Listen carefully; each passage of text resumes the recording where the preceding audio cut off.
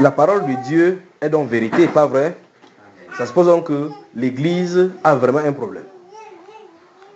Lorsqu'on voit déjà un pasteur aller porter plainte contre un autre pasteur, on voit des personnes qui sont dits chrétiens aller devant des tribunaux.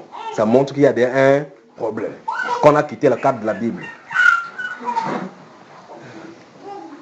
C'est le même souci qui me donne l'Église. Le même souci. C'est-à-dire que ce qui est là, c'est le même souci que me donne l'Église. Et ça montre justement que s'il y a un problème, ça suppose qu'il y a la solution. Et là, souvenez-vous de ceci, c'est que s'il y a un problème, il n'y a pas le problème. Le problème ne vient pas avant que la solution vienne. Avant que le problème ne soit là, c'est la solution qui précède. C'est la solution qui est d'abord, avant que le problème ne vienne. Avant que l'humanité ne tombe dans le péché, vous savez que la solution était d'abord là, n'est-ce pas? Avant que Adam ne pêche, la solution du péché était déjà là. C'est ça, non, papa? C'est pas vrai? Il dit, avant que Adam et Ève ne pêchent dans le jardin, pour conduire l'humanité dans le péché, il y avait déjà la solution pour le péché qui était préparée. C'est ça, non? C'est ce que la Bible dit. Donc, la solution est toujours avant les problèmes. Dieu, dans les temps anciens, savait que nous serons ici en train de demander, en train de pleurer ainsi, pour demander cela. D'accord? Donc, la solution pour le problème de l'Église aujourd'hui ne peut pas changer. La solution pour l'Église, pour que l'Église soit debout, comme Dieu a de demander, ne peut pas changer. On va prendre 2 passages de la Bible, on va lire, on va voir comment le Seigneur va nous diriger et puisse-t-il nous diriger véritablement. 2 passages. Donc, solution au problème de l'Église. D'accord?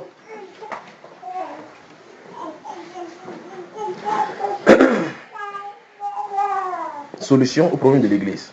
On va prendre tout juste 2 versets, on pourra faire le commentaire et puis on va voir si le Seigneur peut encore en ajouter. Mais il veut dire ceci, avant de donner la solution, on peut faire quelques diagnostics qui rejoignent tout simplement ce qu'on a fait ici et tout ce qu'on a fait. Le premier diagnostic qu'on peut faire, c'est que les hommes ont abandonné la parole de Dieu, donc la voix de Dieu. Et si on a abandonné la voix de Dieu, forcément on doit faire autre chose, autre que Dieu a prescrit. C'est-à-dire qu'on a abandonné la parole de Dieu au profit des traditions des hommes. Autrement dit, on a institué en lieu et place des ordonnances du Seigneur, on a institué en lieu et place les traditions d'hommes. Et Dieu ne viendra jamais confirmer les commandements d'hommes.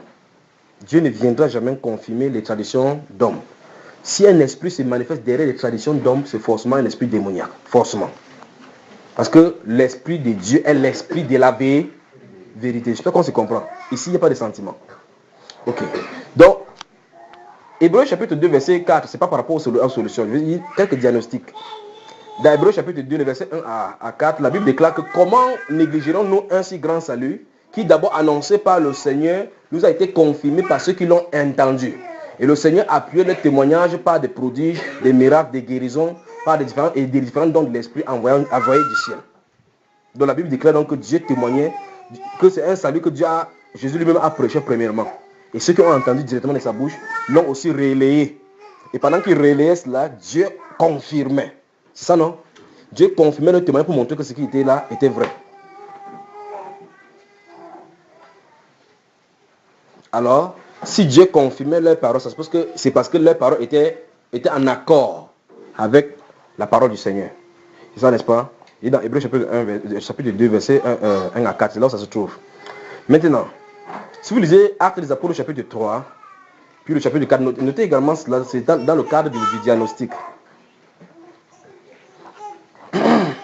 Nous regardons dans Actes des Apôtres, il va donner le verset, puis il va citer ce qui est là-bas, n'est-ce pas? Notez Actes chapitre 3 et chapitre 4, parce qu'il va parler de cela. Actes chapitre 3 et chapitre 4, Actes chapitre 9, Actes chapitre 10, Actes chapitre 13, Actes chapitre 19, il va seulement citer les choses qui sont là-bas, dans tous ces chapitres-là. Jean chapitre 14, verset 12. Jean chapitre 14, verset 12. Donc, il va revenir sur les 2 solutions, 2 versets des solutions là. D'accord, frère? Dans Actes chapitre 3, nous avons partagé ça ici au courant de la semaine dernière. Nous avons vu dans ce Actes chapitre 3 que Paul, Pierre et Jean montaient au temple à l'heure de la prière, donc à 15h. Ils ont vu un paralytique qui était là depuis depuis longtemps, presque 40 ans. 40 ans. Il n'a jamais marché. Quelqu'un qui n'a jamais marché. Donc scientifiquement, c'est impossible. Humainement, c'est impossible. Tout ce que les hommes pouvaient faire pour cet homme-là, c'est avoir pitié de lui, lancer quelques pièces. Est-ce que quelques pièces qu'on lui donnait là résolvaient son problème? Il lui fallait exactement ce qui va résoudre son problème. Son problème, c'était que s'il marchait, il pouvait aller au champ lui-même aussi. S'il marchait, il pouvait aller travailler lui-même. Le problème, c'est que depuis qu'il est né, il ne marche pas, il est au sol. Alors Pierre, comme il était en communion avec le Seigneur de la bonne façon, il allait vers lui. Le Seigneur l'a conduit vers lui et dit, je n'ai ni or ni argent à te donner. Donc je ne peux pas faire comme les autres. Je ne peux pas faire comme les autres. Parce que si je te donne ça, ça ne t'aidera pas. Je peux te donner ce qui va beaucoup plus t'aider pour tout. Il dit, ce que j'ai, je te donne. Écoutons la parole de Pierre. Ce que j'ai, je te donne. Au nom de Jésus-Christ de Nazareth, lève-toi et marche. Voilà ce qu'il a. Quand il a dit ça, le monsieur qui était en bas dit, de quoi est-ce qu'il parle? La personne qui était malade a dit, de quoi est-ce qu'il parle? Il regarde comme ça. Fixe le regard, il dit, qu'est-ce qu'il a dit?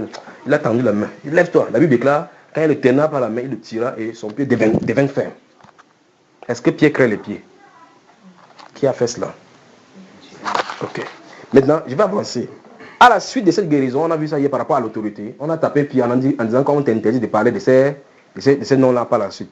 Si vous lisez la suite, à partir du verset 20 jusqu'au chapitre 4 maintenant, du verset 20 jusqu'au verset 32, la Bible déclare qu'après avoir été relâché, c'est-à-dire que quand il a gardé quelqu'un, on les a mis en prison à cause de cela. Où est-ce que l'onction peut arriver, peut attirer comme problème, n'est-ce pas? Tu guéris quelqu'un, ça t'amène plutôt des problèmes. Tu guéris quelqu'un, tu fais du bien à quelqu'un, on te pose des problèmes, d'où est-ce que tu viens avec cette autorité?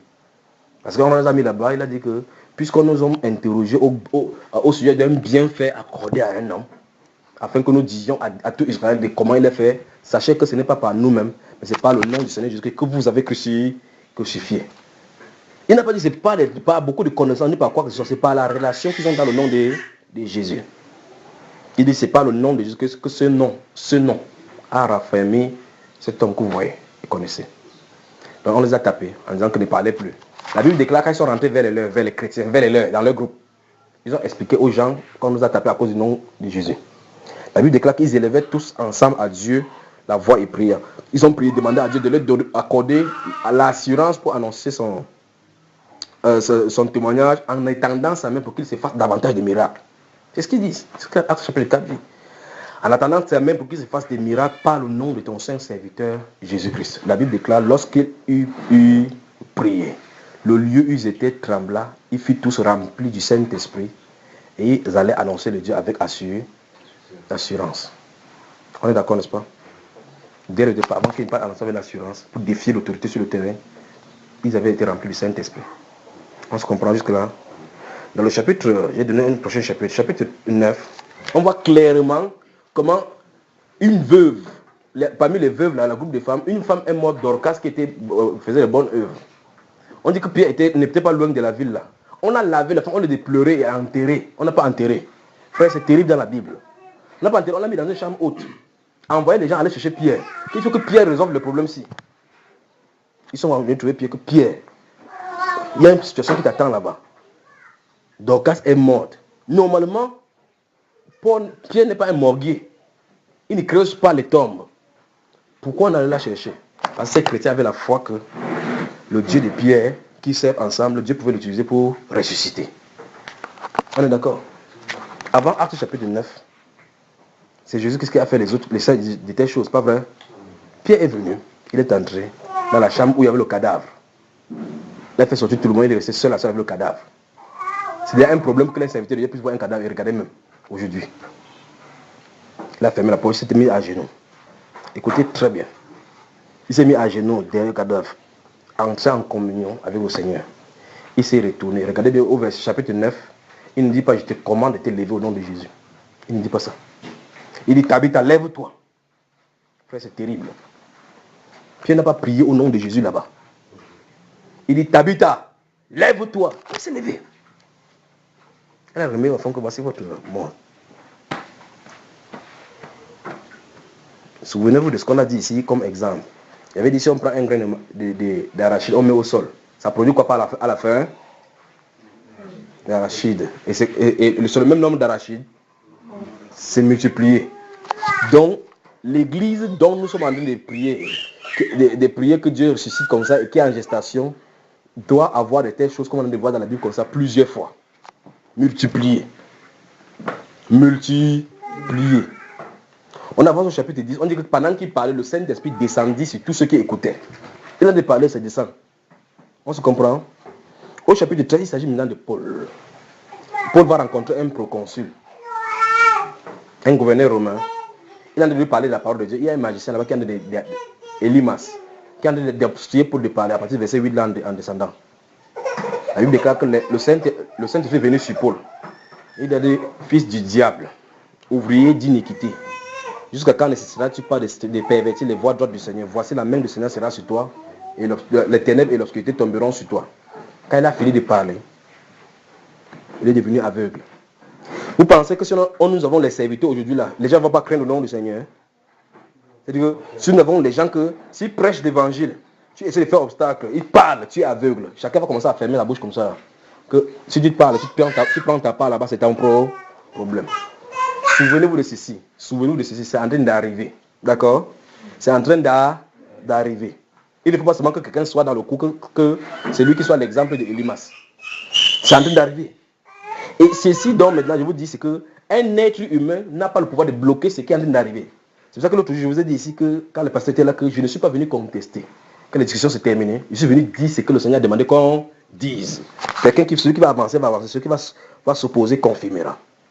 Donc, les choses que Dieu a dit qu'il va faire, il va certainement faire. Souvenez-vous de Actes chapitre 3, versets 19 et 20. Il a dit que Jésus va rester au ciel jusqu'au temps de rétablissement de toutes choses. Donc, il est prévu dans le plan de Dieu qu'on va rétablir toutes.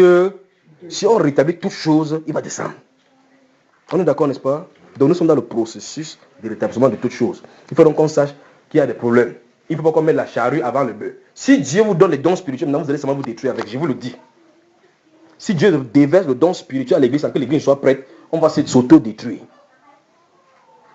Vous savez, n'est-ce pas? Dieu, ce qu'il va faire, ça ne se passera plus comme chez les Corinthiens là. Les choses seront tellement parfaites que les gens vont rassembler totalement à Jésus-Christ. Donc ça ne sera plus comme chez les Corinthiens, vous voyez les gens se discutent entre eux là. Alors, tu ne pourras plus avoir le Saint-Esprit en toi, l'autre c'est le Saint-Esprit, vous dites qu'on ne peut pas communier ensemble. C'est pas ça que Dieu veut faire. C'est pour ça qu'il faut rétablir toutes choses parce qu'on comprend la parfaite parole du Seigneur. Il gonfle son esprit parce que l'esprit marche dans l'amour. La puissance du Saint-Esprit circule dans l'amour. Sans amour, il ne marchera pas. Parce que les dons du Saint-Esprit vont s'arrêter. Mais l'amour va subsister. D'accord? Parce que les dons du Saint-Esprit, c'est sur la terre. En haut, là-bas, on n'a pas besoin de dons spirituels. Parce qu'il n'y a pas besoin de guérison là-bas. Vous comprenez, n'est-ce pas? Là-bas, il n'y a pas besoin de prophéties. C'est ici qu'on a besoin de prophéties. La voiture ne connaît pas quelqu'un là-bas au ciel. C'est ici qu'on a besoin de prophéties pour dire que si tu ne vois pas ces jours-ci au champ, un arbre va tomber sur toi. Donc les dons spirituels, c'est pour l'église, c'est sur le Seigneur. C'est là, les dons spirituels, ce sont les différentes armes, capacités et audacités données à la branche armée visible du Seigneur sur la terre pour combattre. C'est ça. Parce qu'on est en combat, il nous faut être outillé pour pouvoir combattre. Sans ces armes-là, on ne peut absolument rien. Mais ça est en train de venir. Mais avant cela, c'est pour ça qu'il dit qu'on ne met pas la charrue avant le bœuf. Avant ça, il faut une époque de préparation.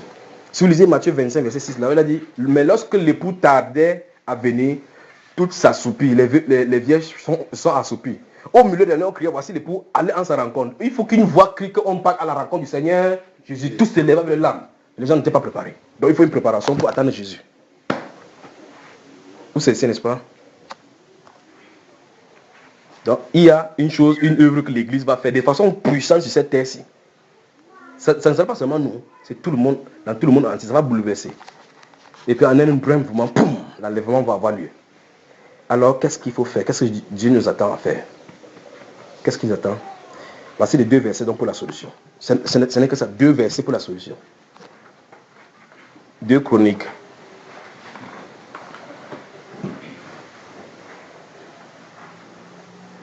2 Chroniques, chapitre 7, le verset 14. Nous allons lire et puis je vais donner le deuxième. Pour voir effectivement que les deux.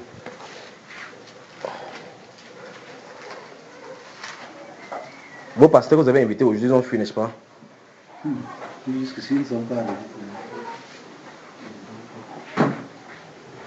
qu'ils fuient en croyant peut-être qu'on est venu comme ça pour les troubler par rapport à leur argent. Le moment arrive où ils ne vont plus maîtriser la situation. Si les gens vont détruire, le caterpillar va venir détruire un arbre quelque part, un champ quelque part, tu vas dire que non, je ne suis pas d'accord, je ne suis pas d'accord. Attends qu'on démarre le caterpillar, on fonce. Quand on va foncer, ça dit, tu vas rester de ce côté pour dire que je ne suis pas d'accord, ça va commencer, ça va continuer à aller.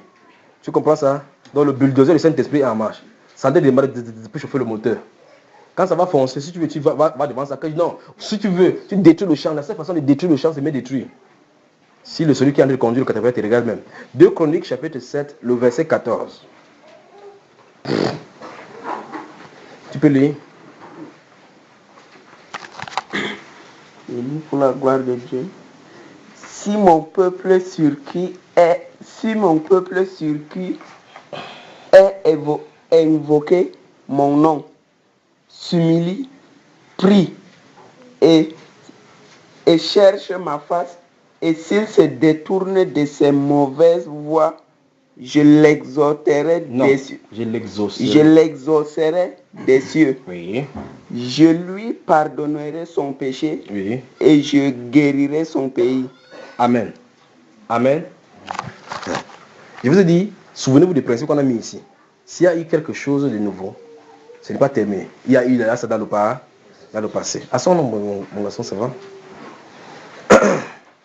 Quelle est la solution? En lisant ici, quelle est la solution? Nous avons diagnostiqué qu'il y a le problème, n'est-ce pas? Que le témoignage du Saint-Esprit n'accompagne pas les paroles parce qu'on a dilué la parole du Seigneur aujourd'hui. Et nous sommes d'accord que Dieu veut faire quelque chose. Ça, il y a des promesses dans la Bible. Dans Jean chapitre 14, que je vous donne le verset 12, il dit je vous le dis en vérité, si quelqu'un croit à mon nom, il fera les œuvres que je fais, il fera davantage. Donc, quand il dit davantage, ça ne veut pas dire qu'il n'a pas dit plus que lui. Ça veut dire que ça sera un grand nombre. S'il a fait 1, on va faire peut-être 5. Pas qu'on pourra le dépasser en chose. D'accord? Ok.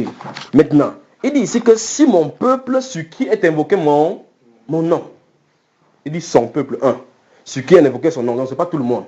Ceux sur qui le nom de Jésus-Christ est invoqué, les chrétiens. Il dit, s'ils font quoi? Première chose. Ouais, il y a le problème d'humilité. Donc, dans ces 2 Chroniques chapitre 7, Dieu donne 4 choses que nous avons à faire. 4. Et il a 3 choses, lui, à faire.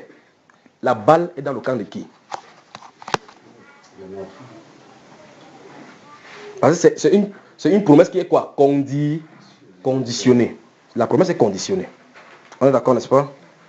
Il dit si introduit la condition qu'il nous demande, alors introduit sa réalisation, ce que lui a à faire. Et nous savons que Dieu ne peut pas mentir. C'est quelqu'un qui tient toujours sa promesse. Nous avons chanté ici que sa fidélité dure à toujours, sa miséricorde dure à toujours. Nous avons chanté cela. Alors, maintenant, Dieu dit, si mon peuple sur qui est invoqué mon nom, 1, 2, 3, 4, nous allons dire ça de sans compter maintenant. Donc du 4e au 1er. 4e. De ses mauvaises voies. 3e. Chercher ma face. 2e. Oui. Prie. Maintenant, lisons la promesse que c'est que Dieu s'est engagé à faire lui. Alors, du haut des cieux.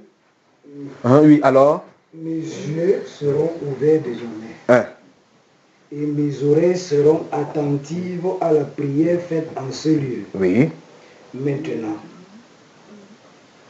Vous avez sauté vous avez quitté le verset 14. Ça se trouve dans le verset 14. C'est le verset 14, ne descendez pas. Je recommence encore. Dans le verset 14, est contenu ce que Dieu demande et ce qu'il va faire. Les 4 choses qu'il a demandées se trouvent dans le verset 14, pas vrai? Dans ce même verset, il a 3 choses qu'il a promis qu'il va faire. Il a dit quoi? Allons-y. Je l'exaucerai des cieux. Il exaucera qui? Son peuple qui aura réalisé la condition qui est en haut. Allons-y, les 4 conditions, n'est-ce pas? Je l'exaucerai des cieux. 1. Je lui pardonnerai son péché. 2. Et je guérirai son pays. C'est quoi guérir son pays? Donc ça veut dire que là où il y avait une destruction, il y a un relèvement. Alors, je recommence encore. la balle est dans le camp de qui? C'est dans notre camp, n'est-ce pas? Donc, Dieu invite l'Église à 4 choses. Il faut qu'on soit humble pour reconnaître que nous avons tort. Il faut que chacun individuellement, vous voyez très bien que de toutes les façons, c'est tout ce qu'on a parlé là depuis. Il faut que chacun individuellement se détourne de ses péchés. Troisièmement, qui va devant la face de l'Éternel pour chercher, Seigneur, quel est mon rôle? Quel est mon rôle? Quel est mon rôle? La Bible déclare dans ce livre de Psaumes là que mon cœur dit de ta part, cherche ma face. Donc le Saint-Esprit doit t'expliquer, cherche la face de l'Éternel. Alors c'est pour ça qu'il disait tout à l'heure là que chacun individuellement va avoir un contact avec le Seigneur. Et quand le contact sera mis, 1 contact, 2 contacts, 3 contacts, l'Église est debout. On est d'accord, n'est-ce pas? Il dit, prie, s'humilie, cherche la face et se détourne de ses mauvaises voies. Dieu s'exauce, Dieu prend l'engagement d'exaucer. Alors n'importe quoi qu'on va demander, il va le faire. On est d'accord? Donc l'Église a 4 choses à faire. Donc c'est pour ça que j'invite donc tous les membres d'ici que vous vous rassemblez chaque fois pour demander pardon à Dieu par rapport à l'Église. Ce n'est pas seulement vous. Quand nous prions pour l'Église du Seigneur dans le monde entier. Les péchés que nous faisons. À l'instant où un pasteur fait des choses abominables, donc il y a les enfants là, fait des choses abominables, vous entendez les pasteurs qui ont couché avec les femmes de Dieu, les pasteurs font ceci, et curieusement va venir prendre la Bible et le micro parler au nom de qui? De Jésus. Quand il parle, il souille ceux qui l'entendent, mais il ne le suit pas. C'est comme ça qu'il distribue la puanteur. Vous allez vous associer, prier avec celui-là.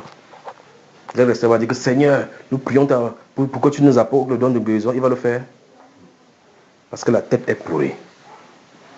C'est pour cela qu'il faut effectivement qu'on commence à cette histoire de radical de temps. C'est que si quelqu'un n'est pas droit avec le Seigneur, on l'écarte, on avance avec ceux qui vont y penser. Pour que quelqu'un ne traîne pas le pas.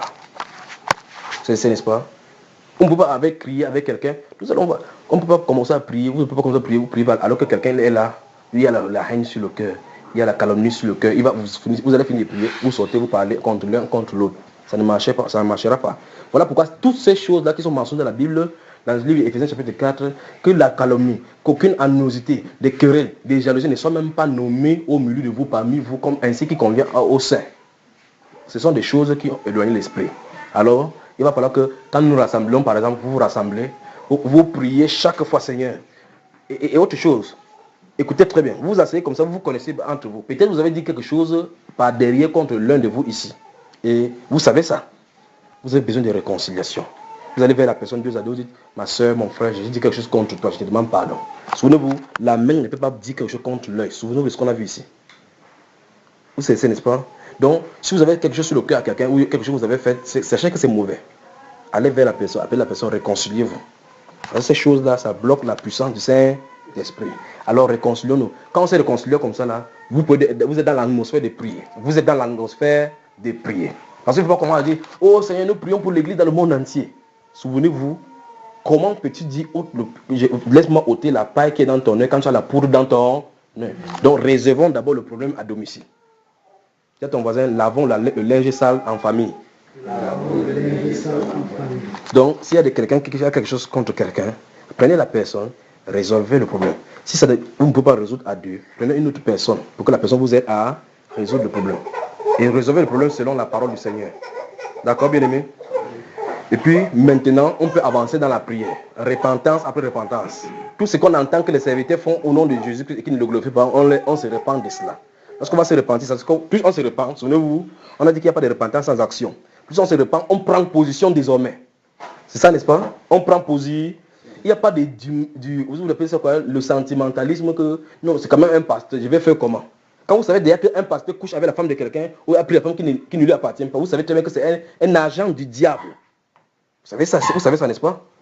La Bible déclare dans ce Romains chapitre 2 que toi qui prêches quand on ne commet pas l'adultère, tu commets le sacrilège. C'est pas ce qui est écrit? Toi qui dis de ne pas voler, tu dérogues. Toi qui as en horreur les idoles, tu commets des sacrilèges. Il dit qu'en faisant ainsi, le nom de Dieu est blasphémé parmi les païens. Quand tu vas passer au milieu des gens que je suis un pasteur, voilà les gens qui disent qu'ils sont de la Bible. Oh, maintenant la vérité va venir. Les gens vont dire que on vous connaît ici, c'est le nom de Christ qui est blasphémé. Donc ça a besoin de repentance. Il faut prendre position. Souvenez-vous, quand vous allez prendre position, on va vous haïr. Souvenez-vous, quand vous allez prendre position, on va vous haïr. Les gens que vous pensez que vous avez les sentiments, vous comprenez, vous allez commencer à voir le vrai visage. Parce que c'est une histoire spirituelle. C'est une histoire où c'est l'esprit contre esprit. C'est une histoire des deux camps qui sont en haut, qui sont en train de bagarrer. C'est la répercussion sur la terre. D'accord? Dieu a pris, donné 4 conditions qu'on doit respecter. Il a 3 conditions qu'il va faire, c'est lui. Donc, allons donc dans la repentance. La voie du retour des dons dans l'église, c'est la repentance. La voie du réveil pour l'église, c'est la repentance. Il n'y a pas de façon. Donc, il faut un nettoyage. Deuxième passage. Apocalypse.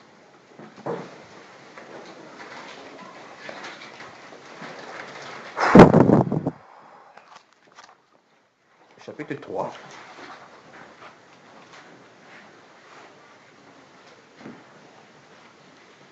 Apocalypse du chapitre 3. Nous allons lire les versets 14 au verset 22.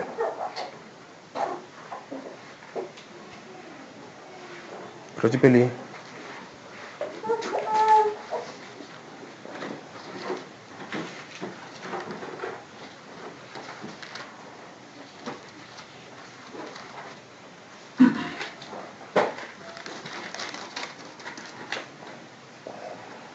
Verset 14 au verset 22.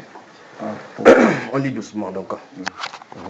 Apocalypse 3, verset 14 au verset 22. Écrit à l'ange de l'église de Laodicée. Voici ce que dit l'Amen, le témoin fidèle et véritable, le commencement de la création de Dieu. Je connais tes œuvres et je sais que tu n'es ni froid ni bouillant. Je sais que tu n'es ni froid ni bouillant. Puisses-tu être froid ou bouillant. Ainsi, parce que tu es tiède et que tu n'es ni froid ni bouillant, je te vomirai de ma bouche. Parce que tu me dis. Parce que tu t'es. Parce que tu dis. Je suis riche. Oui. Je me suis enrichi. Oui. Et je n'ai besoin de rien. Et parce que tu ne sais pas que tu es malheureux, 1, misérable, 2, pauvre, 3, aveugle et 4, nu. 5. Je te conseille d'acheter de moi. Stoppons d'abord là-bas. Nous nous trouvons à la dernière église. L'église a cette dispensation ou cet âge. La dernière église qui est la dernière période, Dieu commence à donner des ordres, des instructions. Il écrit à l'ange de l'église. L'ange, c'est le messager. Le messager du temps de l'église de la fin. Il dit, voici ce que j'ai contre toi. Vous n'êtes ni bouillant, ni froid. Ce n'est pas le diagnostic de notre époque. Quand vous lisez justement le Nouveau Testament, comme on a dit lire les apôtres, on voit comment ils bouleversaient les villes, non? Vous entendez ça ici? Effectivement. Il dit parce que tu n'es ni bouillant ni froid, et parce que tu es tiède, la conclusion c'est quoi? On va vomir. Donc ça veut dire qu'on est en danger. Ne voyez pas comment on est prêcher, les pasteurs sont en train de gesticuler comme ça là. C'est parce qu'ils ne connaissent pas la sanction qui est en train d'arriver. Il dit parce que tu es tiède, je te vomirai de ma bouche. Après maintenant, regardez bien, c'est Jésus qui dit que tu es tiède. Pas vrai? Jésus a dit, je connais tes œuvres. S'il y a une chose qu'on devrait savoir, quel est le problème, c'est Jésus qu'on devrait consulter. Parce que c'est lui le chef de l'église. On a vu ça que c'est lui le chef de l'église. Donc c'est à lui de nous dire quel est le problème. Quels sont nos problèmes. Il dit, vous dites là-bas, vous. Regardez bien. Que vous êtes riche. Il dit parce que tu dis. Parce que tu dis. Est-ce que c'est l'église qui devait dire cela? Parce que tu dis que, première chose, je suis riche. Deuxième chose.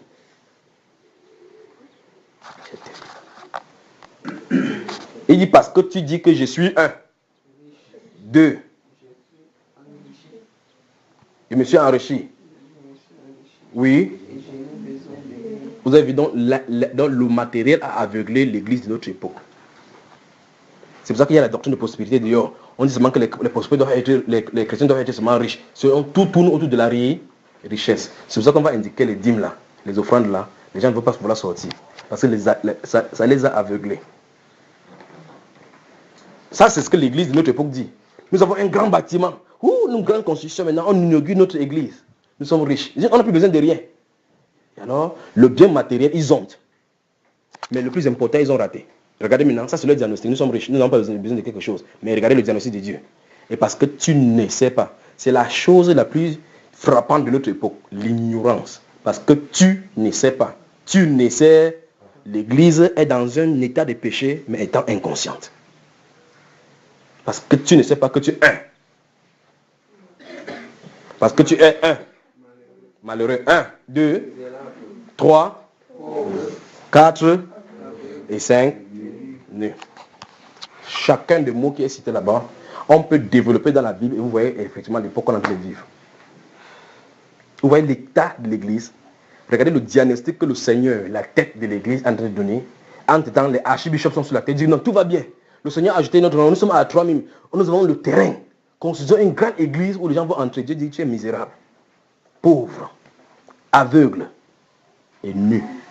La nudité. On n'est pas couvert par la puissance du Saint-Esprit. On n'est pas revêtu par l'autorité d'en haut, la nudité. La nudité. Et c'est ça justement que Dieu veut que nous sachions. Maintenant, regardons bien.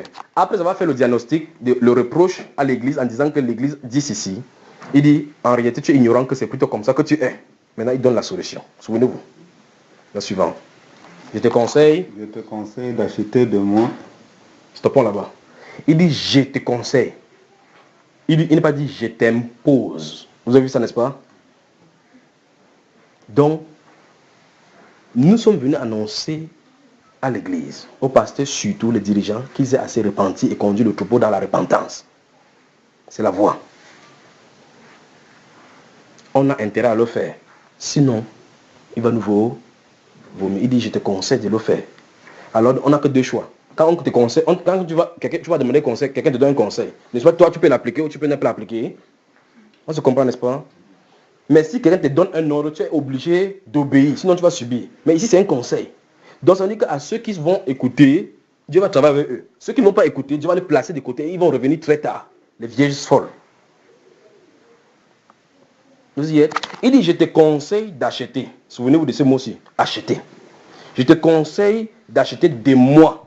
Donc, autrement dit, toute richesse, toute ressource.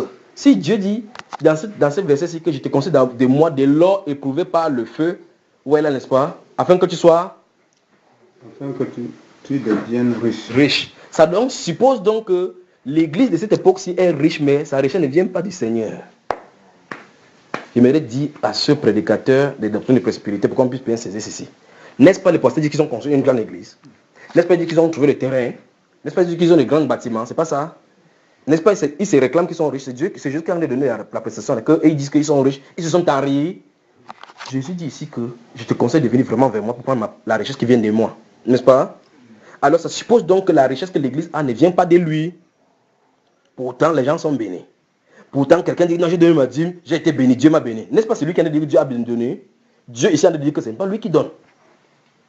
Il a dit, je te conseille d'acheter de moi de l'or éprouvé par le feu. On peut prendre le temps maintenant pour parler de ce qu'on appelle l'or, ce qu'on appelle éprouvé par le feu. Je te conseille, souvenez-vous le conseil du Seigneur Jésus.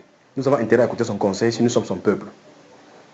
C'est pour ça que la prophétie a dit là-bas que la promesse est là-bas est conditionnée. Et si on accepte, il va toujours nous prendre. Les deux passages pour la solution, c'est là. 2 Chroniques 7, 14 et Apocalypse chapitre 3, verset 14 à 22.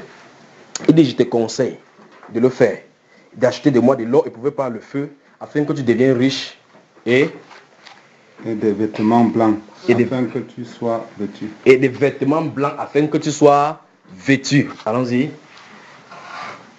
Et que la honte de ta nudité ne paraisse pas. Et que la honte de ta nudité ne paraisse pas. C'est-à-dire qu'à la fin des temps, que tu ne rends pas compte que tu es nu. Or, il dit ici que des vêtements blancs. Il dit pas tout simplement, normalement, quand quelqu'un est nu, on doit lui donner les vêtements. Mais il précise que ce n'est pas n'importe quel vêtement qu'il va donner. Les vêtements blancs. Dans Apocalypse chapitre 19, le verset 6 à 8, il dit que les noces de l'épouse sont venues et son épouse s'est préparée. Son épouse s'est préparée. Il y a une œuvre de préparation. Son épouse s'est préparée. Il lui a été donné à son épouse de se revêtir d'un fin lin pur éclatant. C'est ça, n'est-ce pas? Après, il définit que ces fins lin éclatants sont les œuvres justes des saints. Donc, ça veut dire que l'œuvre de l'église de cette époque-ci ne peut pas l'amener dans la justice. Parce qu'elle est nue. Est-ce que vous comprenez? La Bible déclare que le Seigneur Jésus était puissant en parole et en œuvre. Et en œuvre. Il dit, celui qui croira en moi, les œuvres que je fais, il les fera aussi. Les œuvres que je ferai, il les fera aussi. Ici, il dit, dans Apocalypse chapitre 19, verset 6 à 8, il dit que les noces de l'agneau sont venues et son épouse s'est préparée. Il n'a pas dit les églises. Il a dit son épouse. Son épouse, de toutes les façons, va se préparer. Son épouse, de toutes les façons, va se préparer. Il dit qu'il lui a été donné à son épouse de se revêtir des fins lin purs éclatants. Il dit que ces fins lin-là, c'est les vêtements. Ces vêtements-là, c'est les œuvres justes des saints. Et jusque là, dit dans ces Jean 14, 12, qu'il veut donner, qu'en vérité, celui qui croit à moi fera les œuvres que je fais. Quand Philippe lui a demandé que montre le Père, ça ne suffit. Il dit, mais comment demande-tu le Père? Les œuvres qui se passent là, ne crois-tu pas que c'est le Père qui est en train de le faire? Il en a parlé de quoi? L'œuvre de puissance. L'œuvre de puissance. L'église de notre époque sont riches en bâtiments, pauvres en puissance. Je te conseille d'acheter des mois de l'or éprouvé par le feu, afin que tu deviennes riche, et des vêtements blancs, afin que tu sois vêtu et que la honte de ta nudité ne paraisse point. Donc, l'église est nue. Le plus grave, ce n'est pas la nudité. Hein. Franchement, le plus grave dans toutes ces histoires, ce n'est pas la nudité. Ce n'est pas la pauvreté, c'est le fait qu'ils ne connaissent pas. Le plus grave de notre époque, c'est que, regardez un pasteur.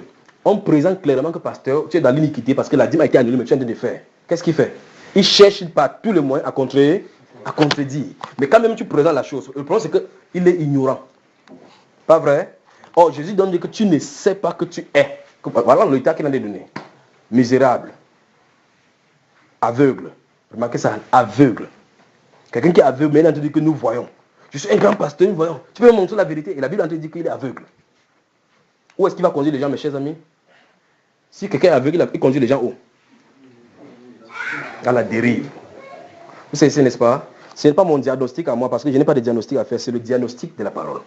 La Bible déclare que la parole juge les sentiments et les cœurs. N'est-ce pas? Ça sonde les reins. Ça éprouve les gens. Avançons ici. Mais souvenez-vous, Jésus a dit, je te conseille. Le but, c'est qu'on comprenne le conseil de notre Seigneur pour la repentance. Oui. Et un collier pour oindre tes yeux. Oui. Afin que tu vois. Donc finalement, les gens sont en train de regarder comme ça, mais ils ne voient pas. Mais Dieu dit que, je n'ai pas le temps de parler de l'or éprouvé par le feu, de le collier, des vêtements blancs, mais il glisse là-dessus un peu. Maintenant, il dit un collier pour oindre les yeux. Si il y a le temps de parler de ça, ça veut dire que les gens lisent la parole, ils ne comprennent pas, il leur faut la révélation. Beaucoup tu ouvres les yeux, la révélation de tes paroles est claire. Donc ça veut dire qu'ils lisent la parole, ils tordent la parole. Dieu a besoin qu'on vienne vers lui pour donner la révélation de ce qu'il veut. Souvenez-vous de ceci, le plus grave ce n'est ni parce qu'il est nu, ni parce qu'il est pauvre, ni parce qu'il est aveugle, mais le plus grave c'est qu'il ne connaît pas. Parce que quand tu vas devant un médecin, tu t'assois devant un médecin et le médecin dit, quel est ton problème? Tu ne peux même pas lui dire ton problème, c'est la plus grave des situations. Parce que quand tu expliques ton problème au médecin, à partir de là, il peut faire le diagnostic et puis regarder son livre, même s'il n'est pas au courant, regarder les livres, consulter ces styles de maladie, les symptômes, en fonction des symptômes que tu décris, pour te prescrire quelque chose. Si le médecin ne sait pas de quoi tu souffres, il ne pourra pas te prescrire le remède. C'est n'est-ce pas, papa? Donc l'église est malade, mais elle ne connaît pas. Tu as quoi? Il ne sait pas ce qui m'arrive. Ça se manifeste comment? Non, ça va très bien. Tu ne vois pas comment je suis riche, mais tu vois la personne de souffrir. Le diagnostic du Seigneur, c'est qu'il a de souffrir, mais il ne connaît pas. Donc, il faut donc la grâce de Dieu. Mais de toute façon, la révélation qui se cache dans ces paroles, c'est que il y a deux groupes de l'église. Il y a des gens qui vont refuser, il y a des gens qui vont accepter, c'est l'épouse. Avançons. Moi, je reprends et je châtie tous ceux que j'aime. Vous avez entendu, n'est-ce pas? Aie donc du zèle et répands-toi. C'est ce qui est écrit. Fais-moi les Bibles donc. Donc la solution est donnée. Merci frère. Voilà la solution. 2 Chroniques chapitre 16 verset 14, repentance. L'église à la fin, repentance. Si on a examiné des problèmes, examiné tout ce qui s'est laissé passer, Dieu nous pousse à la repentance. Et la repentance, ce n'est pas quelque chose d'un seul jour par rapport à ce qui est là-bas, parce que c'est presque 2000 ans de fausseté. Il faut que chacun s'engage. Donc, on doit rester devant le Seigneur avec nos cœurs. Souvenez-vous de ces choses-ci. C'est la relation personnelle d'abord avec le Seigneur. Combien de fois lis-tu la Bible? Vous dites à quelqu'un qui ouvre Matthieu, on a chercher Matthieu à côté de Genèse. Vous comprenez que quelque chose ne va pas. Est-ce que tu sais que c'est écrit que Jésus va revenir bientôt? Quoi? Que Jésus va revenir bientôt? Donc il y a un enlèvement qui va avoir lieu. Regardez, en 2014, quelqu'un ne connaît pas qu'il doit avoir un enlèvement. Ce n'est pas l'ignorance, ça. L'ignorance. Donc il nous faut la repentance. Il faut la repentance à l'église. Ce n'est pas seulement ici. Il dit, le problème est général. Le problème est général. Le problème est général, c'est dans le monde entier. Même problème. Alors les mêmes styles de péché qui se trouvent ici, c'est les mêmes styles de péché qui se trouvent partout. Le péché sexuel, le mensonge, l'hypocrisie, la cupidité, la haine, la jalousie, les discordes. C'est ça qui se trouve dans l'église. C'est la même chose. Donc Dieu n'a pas dit que pour vous, il faut vous repentir de cette façon et de l'autre façon, c'est le même diagnostic, le même remède à donner. D'accord, bien aimé? Mais au nom de Jésus-Christ de Nazareth, nous reviendrons ici. Nous reviendrons ici. Cette fois-ci, ça ne sera pas de de parler. Peut-être ça va commencer ici, finir quelque part. Et si vous savez que ça sort, c'est autre chose. Vous savez que si ça sort, c'est autre chose, c'est pas le bavardage. Vous savez c'est ça, n'est-ce pas? Je pose donc la question. Vous êtes prêts à ce qu'on vous attrape en route à la gendarmerie, vous entrez tout dans la gendarmerie? Vous êtes prêts à ce que quand on sort là, des choses se passent? On a dit clairement là-bas que Pierre a guéri les gens, ce monsieur-là, ça l'a entraîné qu'en prison. Vous êtes prêts? Peut-être vous prenez, vous restez, si vous buvez le café, vous dites que Dieu est bon. Que café thé matin, ça. Vous imaginez, Pierre, on l'a chicoté en rentrant sur ce montant à Jean, mais on m'a tapé, mais tu criais, Jean. C'est ça qui va montrer, même si tu t'es engagé. C'est pour ça que j'en ai posé la question, que vous êtes prêts? Parce qu'il ne faudrait pas que la prochaine fois qu'on vient ici, il dit que, ok, sortons. Je dis que frère, sors, je vais aller au champ, j'arrive. Pour entendre si on m'a arrêté ou pas. Donc la prochaine fois, on vient. Mais quel est l'état? Comment, dans l'attente, qu'est-ce qu'il faut faire? On a la solution. Dans l'attente, qu'est-ce qu'il va faire? Il faut qu'on travaille. Et l'orientation est donnée. La sainteté, la sanctification, la sainteté, le sérieux, rechercher la face de Dieu, l'humilité, se humilier, se détourner de ses mauvaises voies, de ses mauvaises voies. Alors, tu ne peux pas te détourner de tes mauvaises voies si tu ne les connais pas. On est d'accord? Donc, chacun doit s'examiner. Il y a des petites situations, peut-être que tu mens, tu dis que non. C'est une petite situation, je mens. Vous dites, on vient chercher, par exemple, celui-ci à la maison, il dit que je ne suis pas là. Chrétien. Dit que je ne suis pas. Quelqu'un aussi sort. Si c'est moi, tu me dis ça. Je viens, il a dit que. Je dis que il n'est pas là. Le mensonge. Le mensonge. Apocalypse 21, verset 8 dit que mais pour les lâches, les incrédules, les abominables et tous les menteurs. Il n'y a pas un style de menteur qui va entrer au ciel. Jamais. Et tous les menteurs, leur part sera dans les temps ardents de feu et de soufre. Et voilà quelqu'un qui ment, il dit qu'il est chrétien. Vous pensez comment Dieu va faire de vous? Dans 1 Corinthiens chapitre 6, le verset 9 jusqu'au verset 10, il dit ne vous y trompez pas. Aucun impudique, ni idolâtre, ni ceci, ni infâme, ni ceci, ni cupide n'a de part dans le royaume de Christ et de Dieu. Est-ce que vous comprenez? Il dit mais cela c'est que vous étiez quelques-uns d'entre vous, mais vous avez été lavés, mais vous avez été sanctifiés, mais vous avez été justifiés par l'Esprit du Seigneur Jésus. D'accord? Donc, souvenons-nous de ceci. Il faut, pour se repentir de ses mauvaises actions, les connaître. On ne va pas juste devant Dieu que Seigneur, pardonne-moi tous mes péchés. Lesquels? Donc, il faut s'examiner, comme dans ces 2 Corinthiens chapitre 13, verset 5 à 8 là, s'examiner soi-même pour savoir si on est dans la foi. C'est un examen personnel. Et ça, c'est le miroir. Voici un miroir, je me tiens là-bas, je me vois moi-même dedans. Tu ne dois pas prendre le miroir, tu vois quelqu'un d'autre dedans. Un jour, j'étais en train de prêcher sur le baptême du Saint-Esprit, il est venu de prêcher. Un frère a baissé sa tête comme ça, il dit que frère, quand tu prêches comme ça, là, c'est pour dire que je suis quoi? Il dit, mais c'est toi qui connais ce que tu viens de te présenter la parole. À partir de la parole, regarde toi-même dedans. C'est pas à moi de dire que tu es venu regarder le truc, tu dis ton nez est court. Tu me demandes que mon nez est court. Toi-même, tu as vu quoi dedans? Donc il faut que chacun prenne la parole. Vous connaissez vos propres vies. Regardez ce que vous faites journalièrement. Regardez. Et changez de voix. Si vous savez très bien que ce sont les compagnies qui vous dérangent, les gens vous empêchent de suivre la parole. La Bible déclare dans 1 Corinthiens 15, verset 33, les mauvaises compagnies corrompent les bonnes mœurs. Donc il faut s'en séparer. Dans le livre de Marc, chapitre 9, Jésus a dit que si ton œil est pour toi une occasion de chute haute, C'est mieux d'entrer comme ça là. Dans la vie éternelle que de faire comme ça, ou tu pas qu'au dans le feu. Si c'est ta main, coupe. C'est ça, n'est-ce pas? Mais ça veut dire que quelles que soient les relations qui te créent des problèmes, il faut couper. Il n'y a pas de sentiments là-dedans. Parce qu'au feu là, il n'y aura pas de sentiments. Quelqu'un va crier en te bousculant comme ça, que quitte ma place. Dans le feu. Donc, il n'y a pas de sentiments. Il dit donc que pour se repentir de ces mauvaises voies, il faut qu'on connaisse les mauvaises voies desquelles il faut se répandre. D'où la nécessité que chacun, dans son côté, va observer sa propre vie.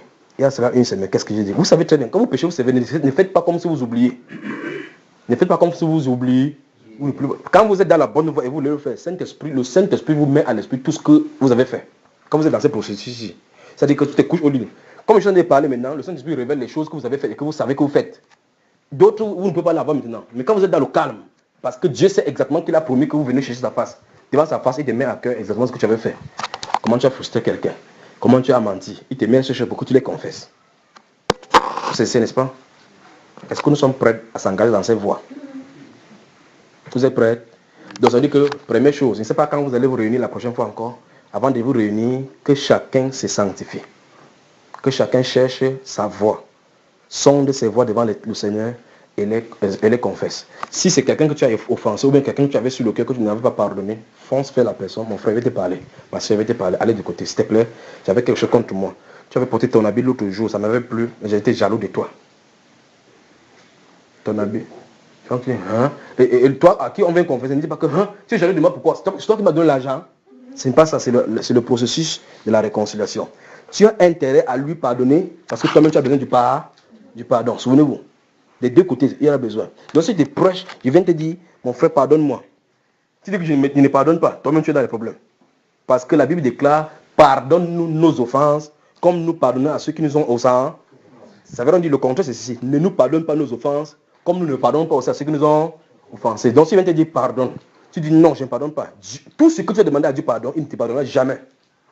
La fin, ce sera où? La fin, c'est où? En enfer. Donc faisons attention. Dis à ton voisin, j'ai besoin de ton pardon. Parce que tu as besoin aussi d'être pardonné. Dis encore à ton voisin, tu dois pardonner. Parce que tu as besoin du pardon de Dieu. Donc, je vais dire ici que les obstacles, les problèmes ne viennent pas créer des obstacles entre vous, d'accord? Parce que quelqu'un qui ne pardonne pas veut dire clairement qu'aucune de ces prières ne doit être exaucée. Parce que la Bible lie le pardon à l'exaucement de la prière. Si vous êtes debout faisant votre prière, et vous vous souvenez que vous avez quelque chose quelqu'un, laissez là votre chose et allez vous réconcilier. N'est-ce pas ce que la Bible a dit? Donc, voilà les premières choses qu'il faut qu'on fasse. Si vous venez ici et dites, Seigneur, pardonne-nous. Oh Seigneur, nous voulons ceci. Allez d'abord résoudre les problèmes. Les problèmes internes. Internes d'abord entre vous et vous. Entre vous et vos frères et vos sœurs. Et prenez position pour cela. D'accord, bien-aimé? D'accord? Y a-t-il des questions? Je ne comprends pas la révélation par rapport aux Écritures et la révélation par rapport à l'inspiration. Je ne comprends pas. Une femme est venue me voir. Je ne sais pas si tu étais là le jour. Cette femme qui a dit qu'elle est dans l'église de l'effusion du Saint-Esprit. Son mari était dans l'église de feu, réveil, quelque chose comme ça. Les deux. Il dit l'effusion du Saint-Esprit. Donc l'église effusion du Saint-Esprit. J'ai dit, madame, je vais te voir à la maison. Elle est venue à la maison. Et ce qu'on va faire, c'est qu'on va prier. Comme ça, on va voir ton parler en langue. Vous savez ce qui s'est passé? C'est là chez elle, tendue la main comme ça. Elle comme ça. Elle commence à parler. J'ai dit à ma femme qu'elle enregistre. Elle a enregistré. Il dit enregistre. Elle est en train d'enregistrer. J'ai dit, mets donc ta main sur son bras. Elle a mis la main. Il va sortir. Je pose la question. Qui est en train de parler? Donc, la main de quelqu'un veut chasser le Saint-Esprit de corps. Je pose la question. Est-ce qu'il peut venir tuer le Saint-Esprit? Plus que, au nom de Jésus, le Saint-Esprit sort de ce corps. C'est possible? Il y a un problème. Il y a un problème. Quand elle a fini, il dit, madame, parle à langue. Elle dit, je ne parle plus, frère. Elle a dit, je ne parle plus. Je dis, je voulais seulement te montrer. Parce que si elle dit que ce n'est pas le parler en langue, tu vas me dire que c'est quoi? Je lui ai dit que voici donc la première source pour que tu comprennes que c'est faux.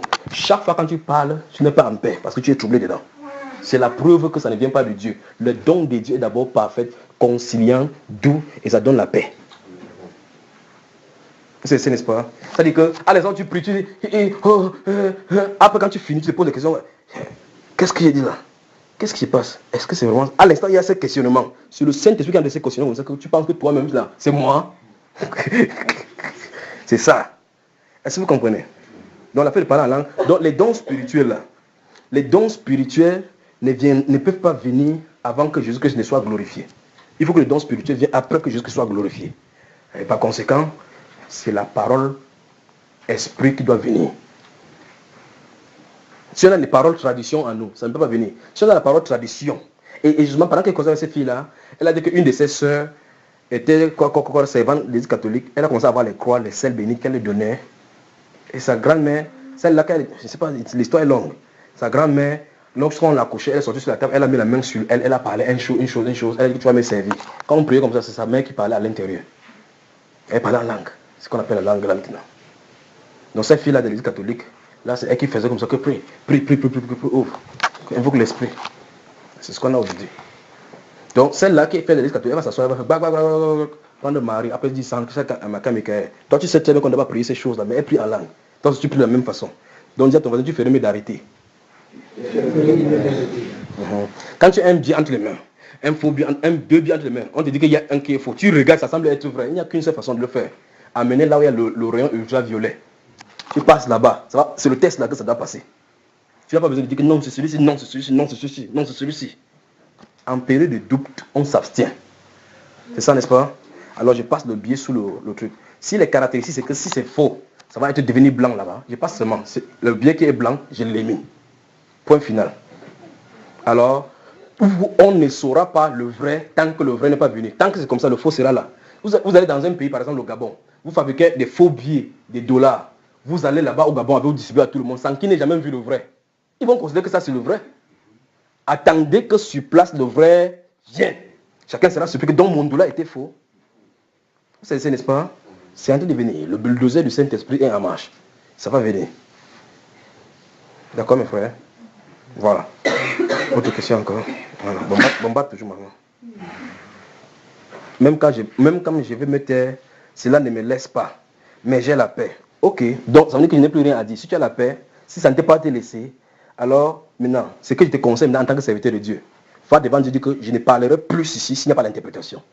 C'est ce que la Bible a déclaré. Les frères m'ont quitté à cause de cela. Ils disent, frère, le jour où tu vas comprendre, tu vas comprendre.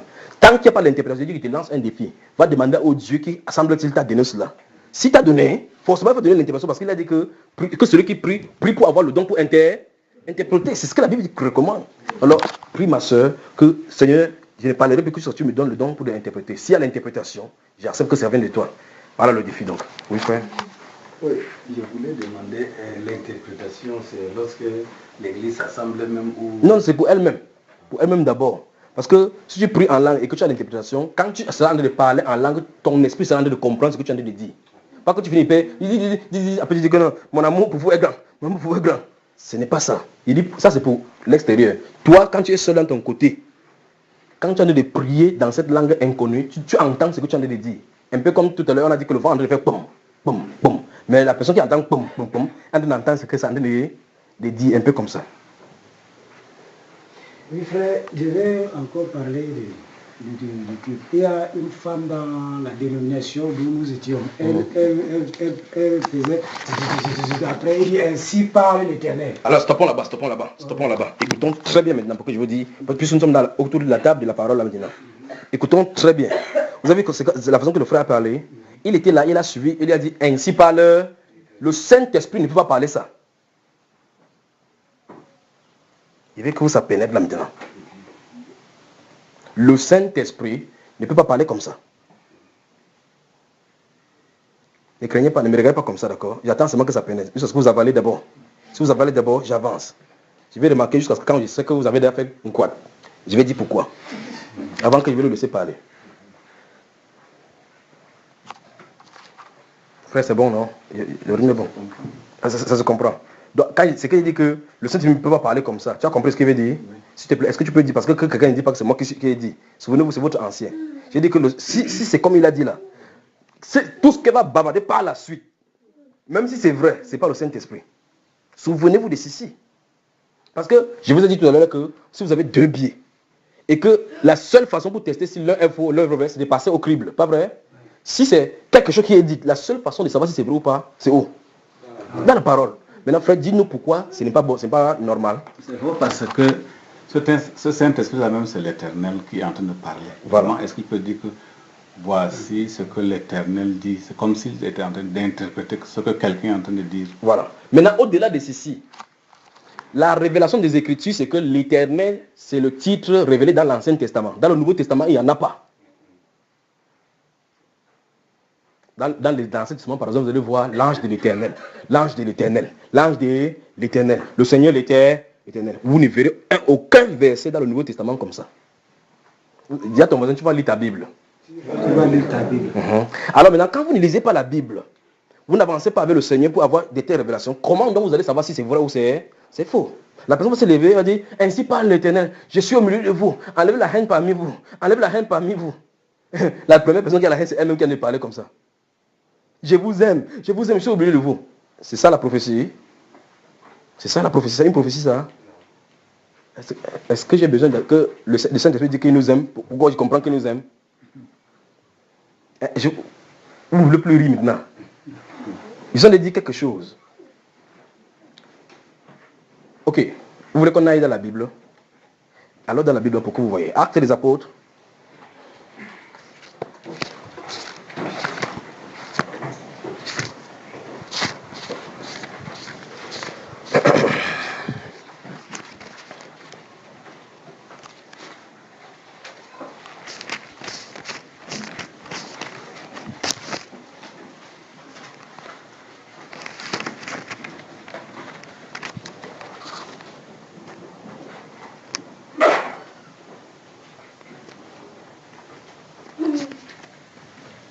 Vous avez ouvert le chapitre 11.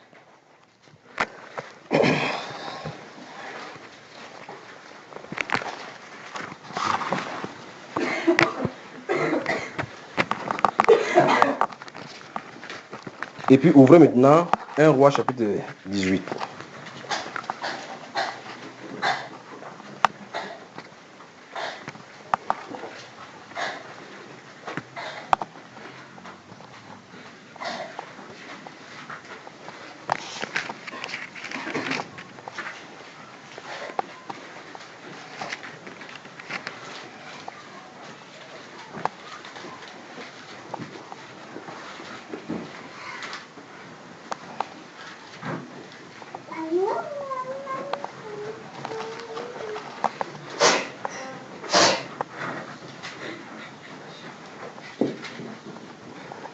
Vous y êtes?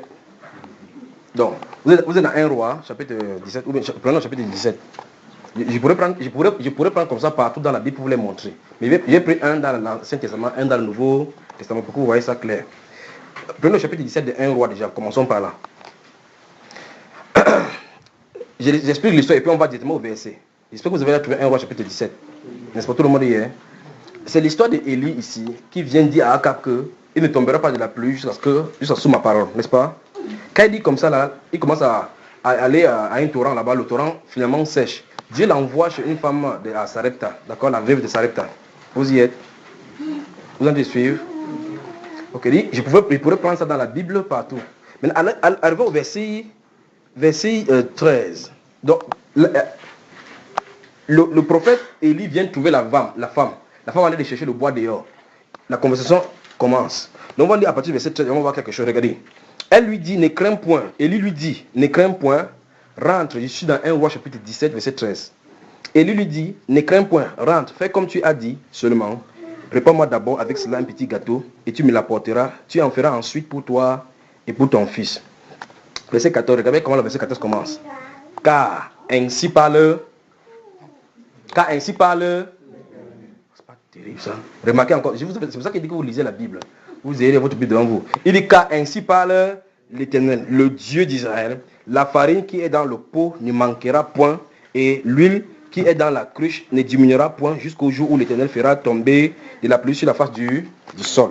Vous avez la façon que le prophète est en train de parler à la veuve. Elle dit que car, va d'abord faire le gâteau d'abord pour moi, je mange. En fait, tu vas faire pour ton fils après parce que c'est grave, j'ai marché dans le désert là. Il dit car ainsi parle l'Éternel. Il dit car ainsi parle l'Éternel. J'ai dit ainsi parle l'Éternel. Je suis d'arriver ici à cause du fait que le frère, parce qu'après il veut lui repasser la parole. Il a dit que cette femme-là disait, ainsi parle l'Éternel. Voici un prophète qui dit, ainsi parle l'Éternel. Après, il donne le décret de l'Éternel. Maintenant, allons dans le Nouveau Testament. On va donc voir que ce qui est dans l'Ancien Testament n'est pas dans le Nouveau. Ce qui est dans le Nouveau n'est pas dans l'Ancien. Vous savez, maintenant, chapitre, il a dit tout à l'heure, Actes chapitre 11. N'est-ce pas? Ok. Lisons à partir du verset 26. Frère Ferrand, tu y es? Le chapitre 11. Lisons à partir du verset 26. Allons-y. Et l'ayant trouvé, il l'amena à Antioche. Oui. Pendant toute une année, il se réunit aux assemblées de l'église. Et ils enseignaient beaucoup de personnes. Ce fut à Antioche que pour la première fois, les disciples furent appelés chrétiens.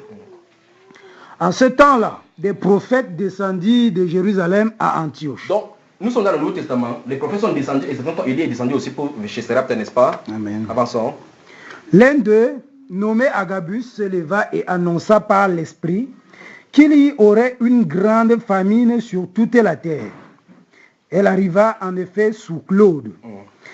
Les disciples résolurent d'envoyer chacun selon ses moyens un secours aux frères qui habitaient la Judée. Voilà, arrêtons de là-bas là. Vous voyez très bien qu'on dit qu'il l'annonça par l'Esprit. Vous avez la façon dont il dit, n'est-ce pas? Cet apôtre-ci, cette prophétie, il prophétise 2 fois dans le Nouveau Testament, dans Actes des Apôtres. La prochaine fois, c'est quand il va prendre la ceinture d'épaule. N'est-ce pas? Lisons cela. Quand il va prendre la ceinture d'épaule. Je vous lance maintenant le défi de trouver l'endroit où ça se trouve. On va voir dans les 8 secondes ici avec les... Ça se trouve où?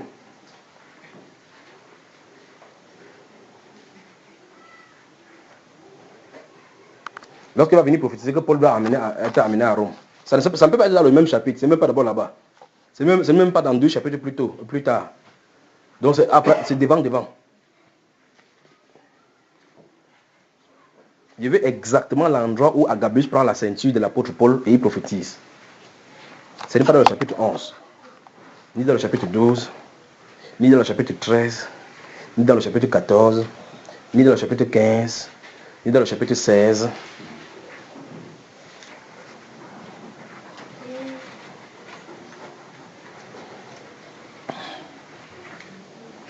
À partir du chapitre 20 en montant, 21 en montant. Parce qu'on vous aide toujours avec comme si vous avez le lait. C'est comme si on faut qu'on vous donne le lait. Je vous donne le lait. Vous trouvez, on lit. Si vous ne trouvez pas, je vous attends. Donc trouvez l'endroit où Paul est lié. Quand c'est la personne qui va trouver, dit, on continue. Vous trouvez? Elle est tranquille comme ça. Regarde, les voisins sont déquêtés comme ça. C'est quel chapitre?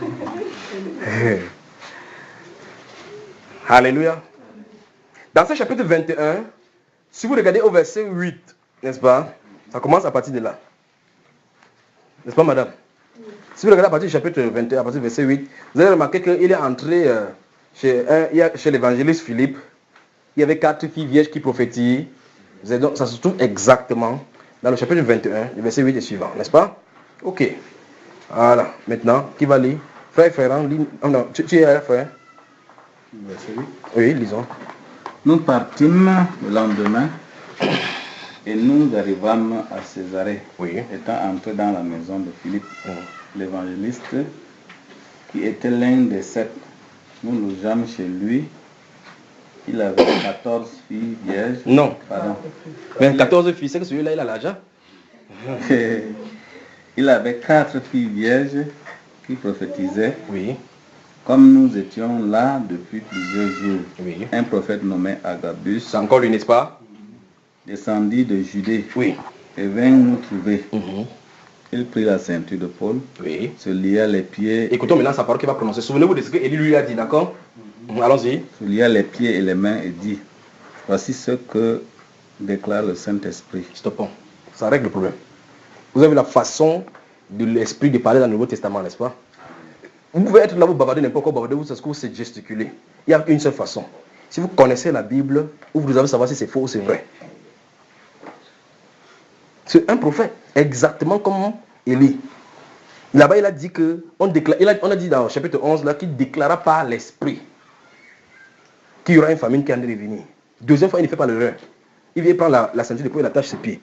Il dit que, voici ce que déclare le Seigneur. Il dit que voici ce que déclare l'Éternel.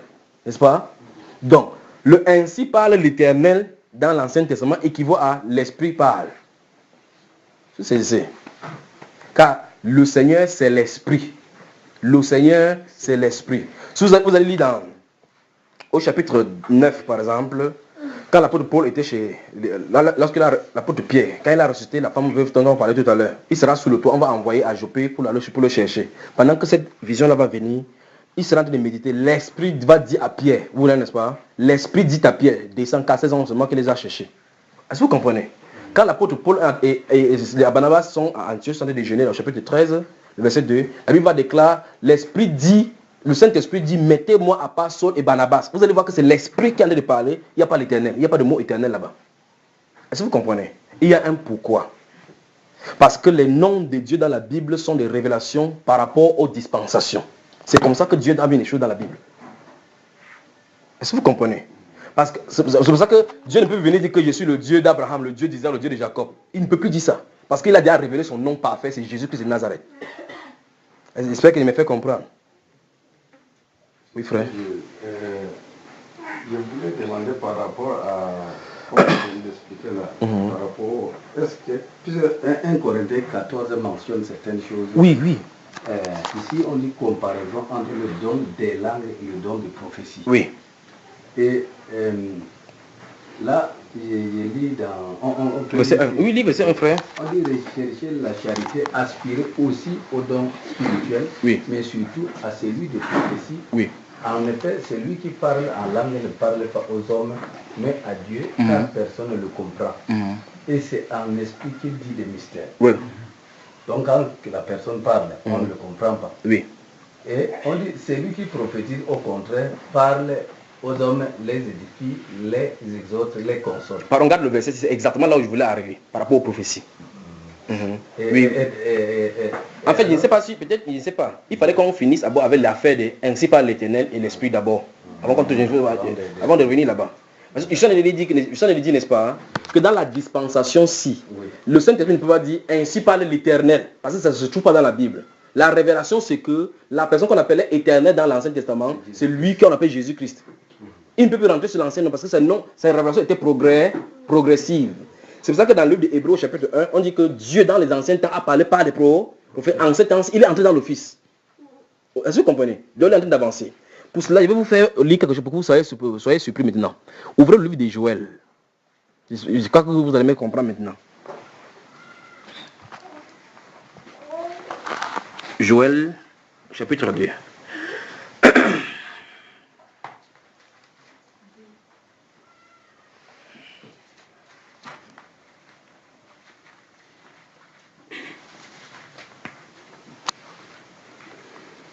Franchement, s'il vous plaît, lisez la Bible, d'accord? Lisez la Bible, bien aimé. Si vous lisez la Bible, vous n'aurez pas assez de problèmes. Les pasteurs trompent pour prendre votre argent, c'est parce qu'ils savent que vous ne lisez pas la Bible. Parce qu'ils savent que vous avez vendu votre droit de naissance entre leurs mains. Si vous lisez votre Bible et votre pasteur vient prêcher quelque chose, vous dit que ça n'est pas ça. Si il rentre à la maison, il va seulement savoir de que vrai, il faut que moi-même j'élève le niveau. Mais si vous ne lisez pas, vous venez, on dit que le Joël, vous ne savez pas où Joël se trouve. Il parle d'un Joël, justement, il dit qu'amener à la maison de l'Éternel tout le trésor. Il dit que c'est écrit dans Joël, vous ne connaissez même pas. Ok, Joël chapitre 2. Ouvrez en parallèle maintenant avec Actes des Apôtres aussi.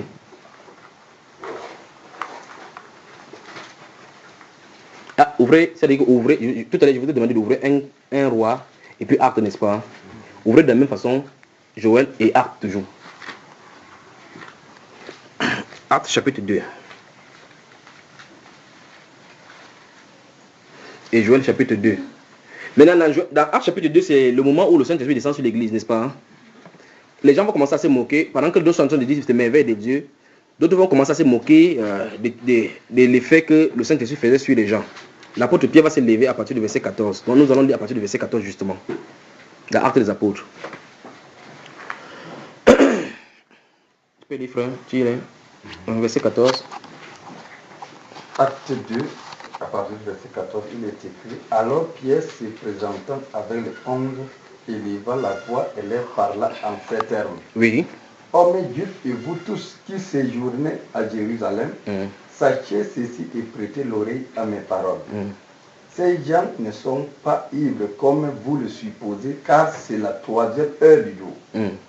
Mais c'est ici ce qui a été dit par le prophète Joël. Stoppons. Donc, l'apôtre Pierre va comme ça citer Joël. On est d'accord? Il dit c'est ici. Donc, il a dit de vous expliquer que ce que vous avez d'observer là, c'est ce que Joël avait dit. C'est pour ça qu'il dit qu'ouvrons Joël, on va lire ce qu'il a dit et on va voir ce que Joël avait dit. D'accord, bien aimé? Allons-y maintenant. 17. Dans les derniers jours, dit Dieu, je répandrai de mon esprit sur toute chair. Vos fils et vos filles prophétiseront, vos jeunes gens auront des visions et vos vieillards auront des songes. Oui. Oui, sur mes serviteurs et sur mes servantes, dans ces jours-là, je répandrai de mon esprit et ils prophétiseront. Je ferai paraître des prodigues en haut dans le ciel et des miracles en bas sur la terre, du sang, du feu et une vapeur de fumée. Le soleil se changera en ténèbres et la lune en sang. Avant l'arrivée du jour du Seigneur, de ce jour grand et glorieux. Stoppons là-bas.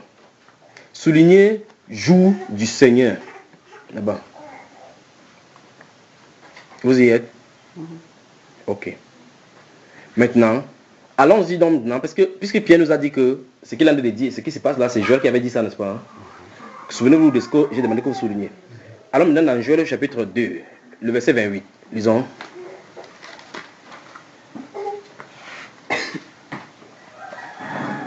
Lis, frère.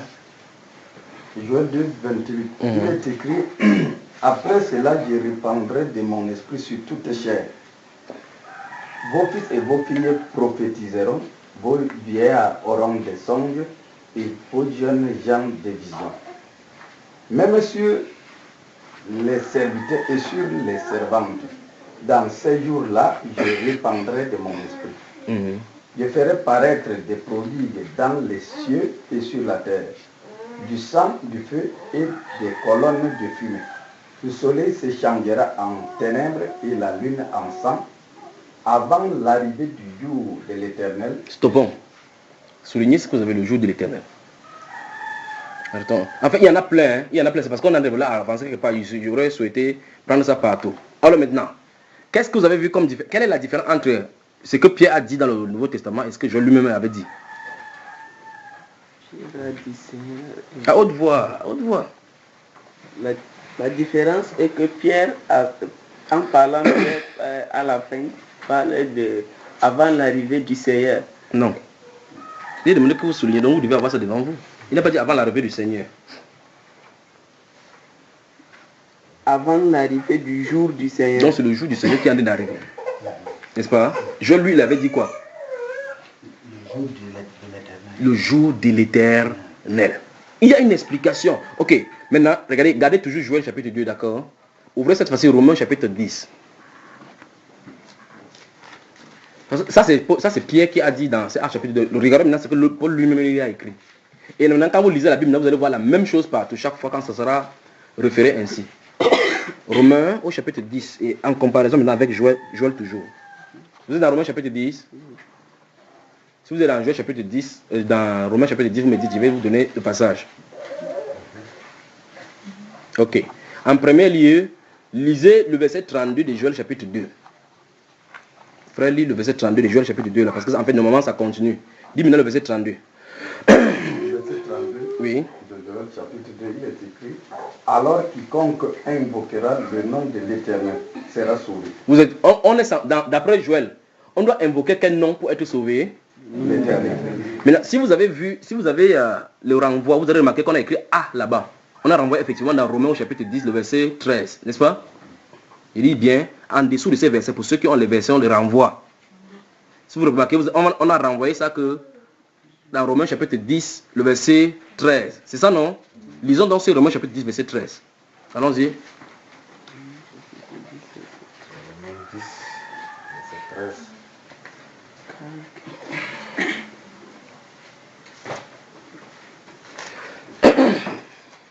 Car quiconque invoquera le nom du Seigneur sera sauvé. Maintenant, Joël, lui, il avait dit qu'on devait invoquer quel nom?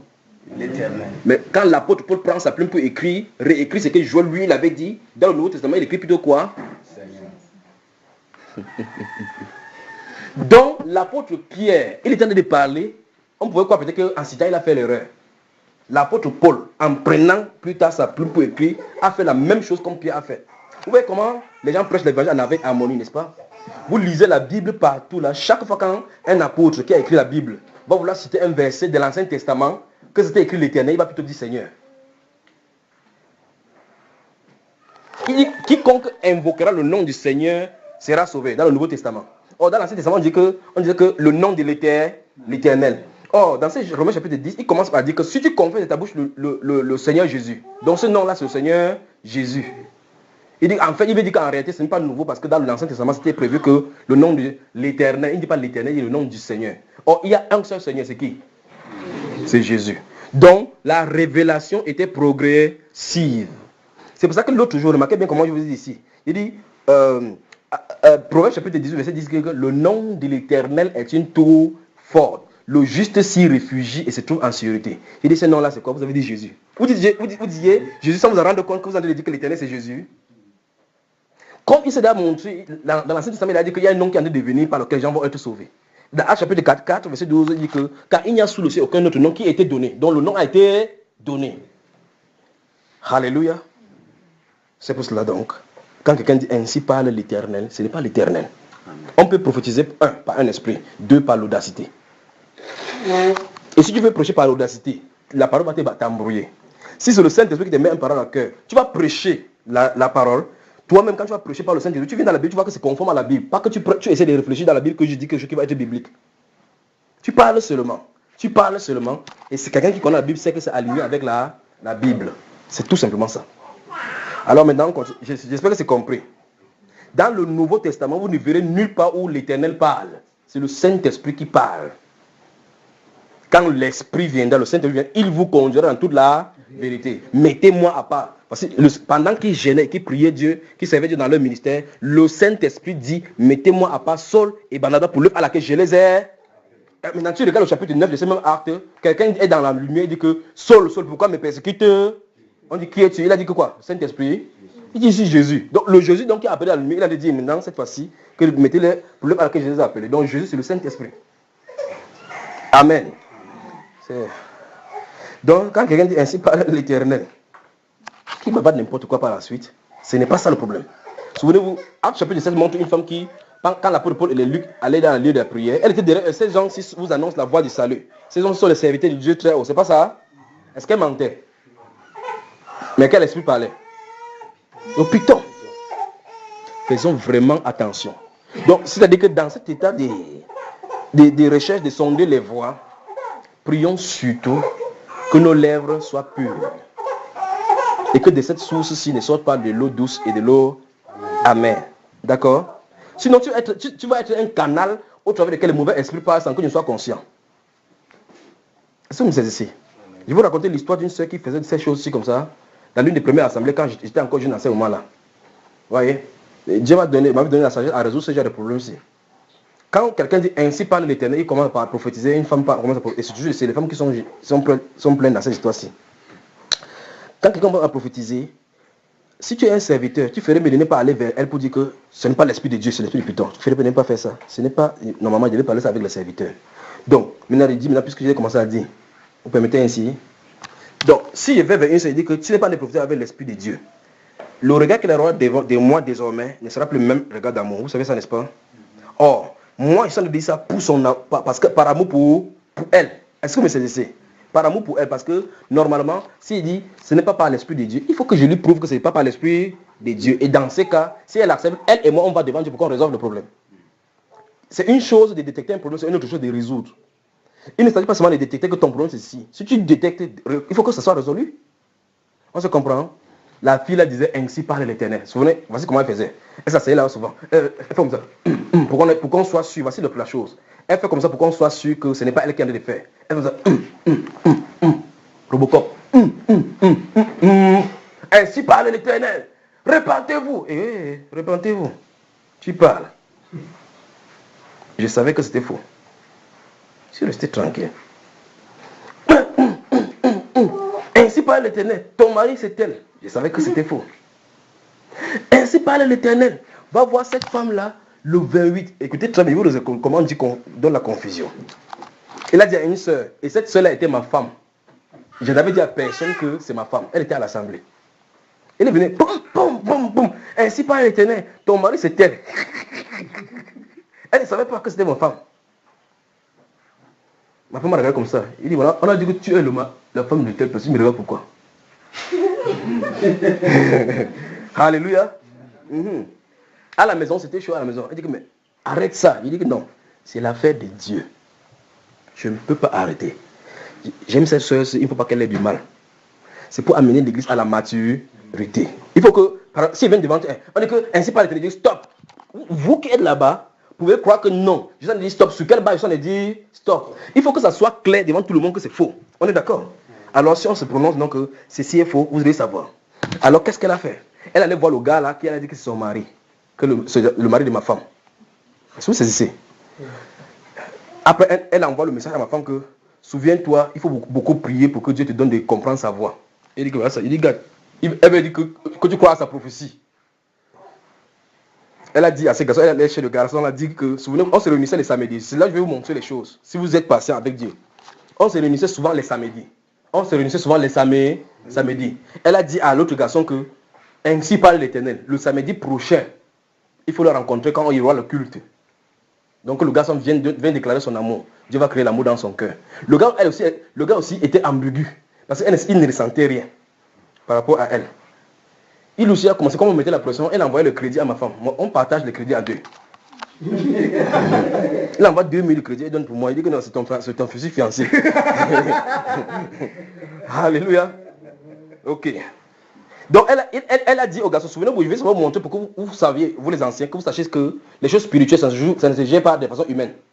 Alors, les gens m'ont mis la pression, par derrière, elle avait créé les désordres. Mais les gens savaient ce qu'il en était. Ceux qui me connaissent savent que je ne joue pas le problème de façon charnelle. Si Dieu ne me donne pas la direction, je laisse, parce que de toute façon, c'est son œuvre. Alors, elle a dit à ces garçons-là que, ainsi par l'Éternel, va le samedi prochain, 28, c'était le 28 août, comme ça là. Il y aura, après le culte, appelle là pour lui déclarer ton amour. Ça, c'est à la maison. Subitement, j'appelle les gens pour dire que je n'étais pas là-bas. Que le culte de vendredi et samedi, on ne pourra pas faire cela, renvoyer ça à dimanche. C'est quand même terrible, pas vrai? Il dit subitement, le culte qui s'est passé normalement le samedi, ça a été renvoyé à dimanche. Vous comprenez maintenant la chose, n'est-ce pas? Donc, Dieu lui a dit avant que va au culte samedi. Après ça, tu déclares ton amour. Ça ne prouve pas que c'est toujours Dieu, parce que Dieu, normalement, le culte c'est de samedi. Alors maintenant, le problème vient du fait que je déplace le culte du samedi à dimanche et Dieu te dit que va samedi. Vous savez, Dieu ne savait-il pas que ça devait être déplacé de samedi à dimanche? Elle est venue là-bas samedi, n'a vu personne. Le gars lui-même a commencé à dire que quelque chose ne va pas. Alors là, j'avais une base pour lui dire que c'était faux. J'avais une base. Je les ai appelés. Appelés tous ceux qui étaient concernés, y compris ma femme. Non, avant cela, comme j'ai dit à cette soeur-là, à ma femme, je les ai vus de l'autre côté, ils disent ok, comme vous faites comme ça, là, la femme là a un mari. Elle est encore venue, quand le mari là n'est pas le mari.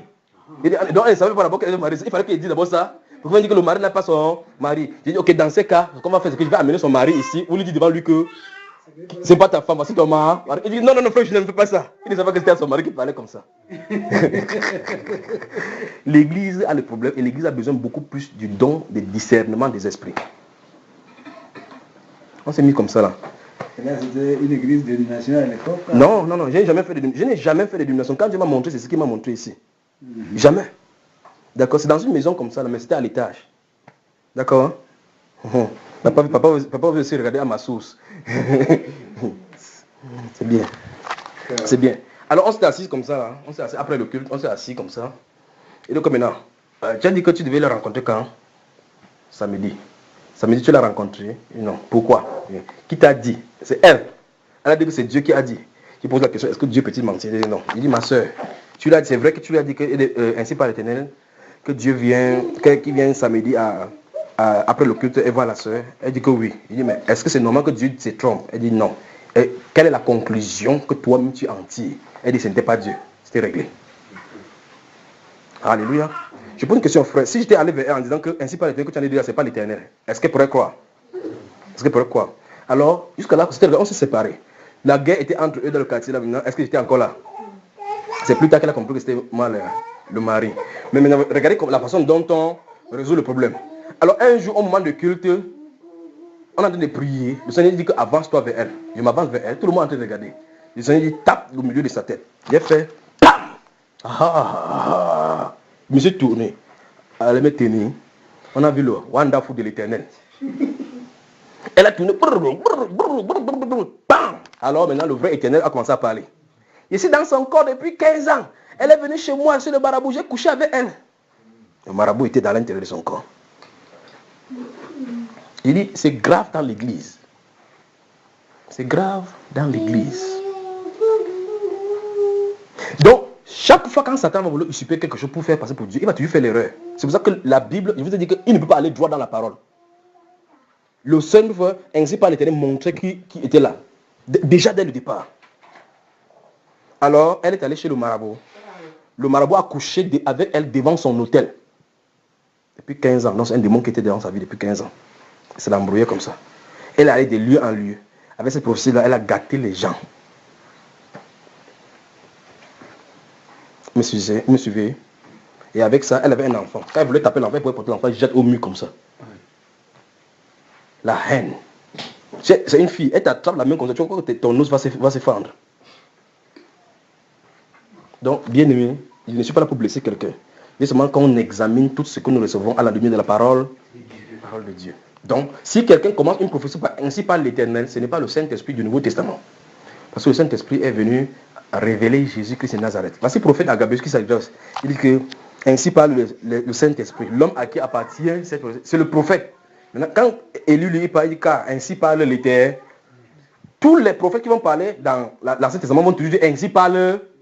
Personne ne parle là-bas en disant le Saint-Esprit. Vous avez remarqué? Il dit dans l'Ancien Testament, il n'y a personne qui dit ainsi par le Saint-Esprit. Parce que personne ne connaît encore le Saint-Esprit là-bas. Est-ce que vous comprenez? C'est dans le Nouveau Testament, dans Hébreu et dans Actes des Apôtres, que tu vas voir les discours qu'on s'est dit que c'est toi qui as dit par le Saint-Esprit, par la bouche de l'apôtre, du prophète David, que, ou elle, n'est-ce pas? C'est dans le Nouveau Testament qu'on comprend que la personne en fait qui parlait dans l'Ancien Testament, c'était le Saint-Esprit. Mais dans l'Ancien Testament, vous ne le voyez pas. Vous comprenez, mes frères? Donc, étudions les Écritures, demandons des paroles, vous allez voir, on pourra les détecter facilement. Maintenant, j'espère que c'est clair là. C'est clair? Tu disais donc que cette femme-là disait ainsi par l'Éternel. Continuons maintenant. Attends, stoppons là-bas. Ainsi par l'Éternel. Si vous lisez Ésaïe chapitre 8, verset 19, la Bible déclare ceux qui poussent le siffletement, c'est le serpent. Ne me regarde pas comme ça. C'est pas moi. Est-ce moi qui ai écrit ces choses? Dieu avait dit clairement que quand ça devait arriver, c'est le siffletement qu'il devait faire. Qui fait le siffletement? Qui fait le siffletement? Donc, si vous suivez attentivement, vous allez voir.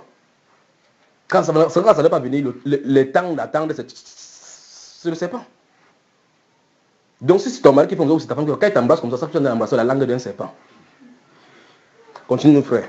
Oui, elle dit ainsi parle l'Éternel. Et lorsqu'elle dit comme ça, là, elle commence à dire Israël, je t'aime. Tu parles. Israël, donc, je t'aime. c'est l'ancien, il a de l'Ancien Testament. Donc l'Éternel est dans l'Ancien Testament. Effectivement, Israël, l'Éternel aime Israël. Israël, c'est l'Éternel. Mais c'est quelque chose qui vient de se passer là. Alors on vient de lire 1 Roi 17. Lorsque Élie s'exprime ici, là, il dit ainsi parle l'Éternel, le Dieu d'Israël. Donc le fait que cette femme soit en train de dire, c'est le démon qui était en Israël. Elle est en train de se tromper même de dispensation. Elle se trompe de dispensation. Et elle dit vraiment que Israël, je t'aime. Ok, elle n'est pas assise en Israël. Encore le fait qu'elle ne soit pas assise en Israël prouve vraiment que c'est un faux. Donc c'est un problème, d'accord mes frères. Vous pouvez raconter, je ne sais pas si vous avez raconté dans vos églises, vous pouvez raconter. Mais souvenez-vous de là où on est en train d'aller. Christ, notre Seigneur, vient chercher une église sans tache, ni ride, ni rien de semblable. Oui. Et le pire, c'est que quand elle fait comme ça, le pasteur prend le micro. Pendant que cette femme est en train de faire ces choses, le pasteur dit, bien aimé, ne vous inquiétez pas, ne soyez pas surpris, ça c'est le parler en langue avec interprétation. Voilà. Voici ce que le pasteur dit. Et maintenant, après, la femme là va commencer à faire, elle va tomber là pour secouer les chaises là-bas pour nous qui étions leaders maintenant. On va commencer à la saisir comme Mais ça. même toi, tu as vu ta part ici, n'est-ce pas? On va commencer à l'arrêter pour qu'elle ne secoue plus les chaises. Elle détruit tout l'arrangé. Ok, vous voyez que la suite montre clairement quel esprit est né, n'est-ce pas? Vous voyez que la suite montre quel esprit en est. Jusqu'au point où les fidèles se sont demandé, mais les gens se demandaient les uns aux autres, mais est-ce quel genre de parler en langue avec interprétation que la sœur Marie-Claire est en train de parler comme ça là? C'est quel genre, comment quelqu'un peut parler? Après, c'est salé. Après, elle commence, ça la secoue comme ça là. Elle dit, elle crie. Elle finit de parler comme ça, le Saint-Esprit le gifle un peu comme ça, la gifle, personne ne peut discerner. Vous voyez le problème qu'il y a dans l'église, n'est-ce pas? C'est autant de problèmes comme ça là, que si quelqu'un a déjà prophétisé comme ça, il faut la repentance. Quand nous parlons comme ça, ce sont les problèmes que Dieu a de soulever. Si quelqu'un a été sous un endroit où on a fait comme ça, il a accepté ce genre de prophétie, alors tu as accepté une parole venant du démon. Voilà les indices de repentance.